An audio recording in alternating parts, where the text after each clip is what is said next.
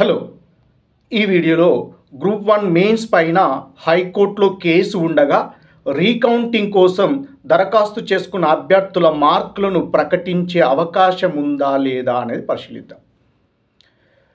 వివిధ కారణాలచే group 1 mains పైన హైకోర్టులో అభ్యర్థులు కేసు వేయడం జరిగింది.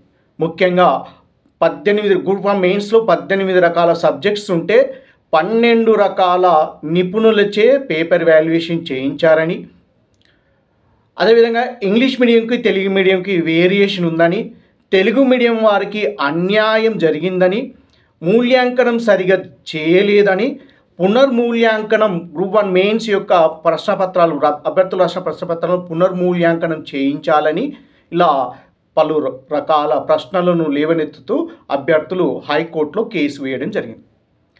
హానరబుల్ హైకోర్టు కేసును స్వీకరిస్తూ కేసును డిస్మిస్ చేయలేదు. డిస్మిస్ చేయకుండా 4 వారాలలో తెలంగాణ పబ్లిక్ సర్వీస్ కమిషన్ని కౌంటర్ దాఖలు చేయమని పేర్కొంటూ గ్రూప్ 1 మెయిన్స్ యొక్క ఈ కేసును ఏప్రిల్ 21 తారీఖుకి వాయిదా వేయడం జరిగింది. మరి ఈ సందర్భంలో మార్చి 10న గ్రూప్ 1 మెయిన్స్ ఫలితాలను డిక్లేర్ చేసిన సర్వీస్ కమిషన్ 24 మార్చి వరకు రీకౌంటింగ్కి అభ్యర్థులకు అవకాశం ఇచ్చింది. అనగా ఎవరైనా అభ్యర్థులు తమకు ఏ సబ్జెక్టు పైన మార్కులు తక్కువ వచ్చాయని భావిస్తే, రీకౌంటింగ్లో లోపం ఉందని భావిస్తే రీకౌంటింగ్కి అవకాశం ఇచ్చింది. ఒక పేపర్కు 1000 రూపాయల రుసుము తీసుకుంటూ. అంటే మార్చి 24 తారీఖు అయిపోయింది. కొంతమంది అభ్యర్థులు ఒక పేపర్లో, మరికొంతమంది అభ్యర్థులు 2 పేపర్లో, మరికొంతమంది అభ్యర్థులు 2 కన్నా ఎక్కువ పేపర్లలో రీకౌంటింగ్ కోసం దరఖాస్తు చేసుకున్నారు. రీవాల్యుయేషన్కు అవకాశం ఇవ్వలేదు.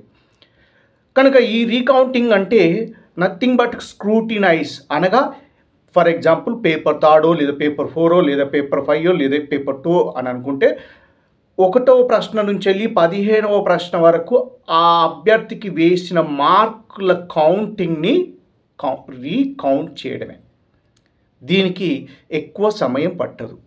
మళ్ళీ గ్రూప్ 1 మెయిన్స్ పైన హైకోర్టులో విచారణ ఏప్రిల్ 21 తారీఖు ఉంది. అనగా ఈ లోపులో సర్వీస్ కమిషన్ అనేది కాన్స్టిట్యూషనల్ బాడీ, అనగా రాజ్యాంగబద్ధమైన సంస్థ కనుక తాను గ్రూప్ 1 మెయిన్స్ లో రీకౌంటింగ్ పెట్టుకున్న అభ్యర్థుల మార్కులను ప్రకటించడానికి అవకాశం ఉందని మనం భావించవచ్చు. I wish you all the best.